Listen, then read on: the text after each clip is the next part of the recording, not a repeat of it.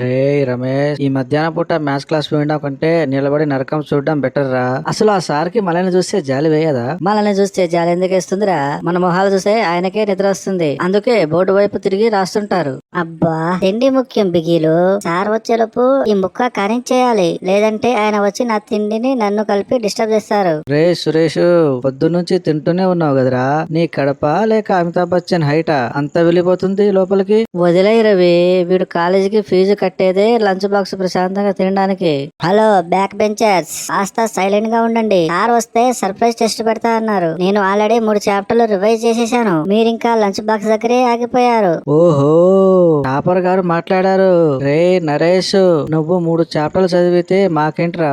Exam లో నువ్వు రాసే పేపర్ పక్కన మా కళ్ళుంటాయి కదా.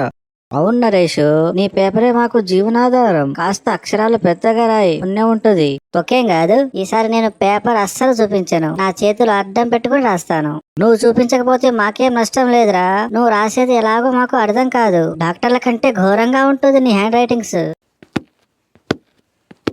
శబ్దం వస్తుంది, పులి వస్తుంది. రే సురేష్, బాక్స్ లోపల పెట్టు. నరేష్, నువ్వు బుక్ క్లోజ్ చేయి. అంత బిల్డప్ వద్దు. Good afternoon